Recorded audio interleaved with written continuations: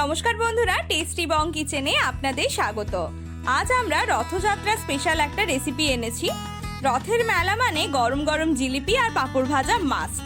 আজ এই পাঁপড় দিয়ে একটা খুব সুন্দর এবং টেস্টি রেসিপি বানাতে চলেছি আমরা। চলুন দেখে নিই রেসিপিটা।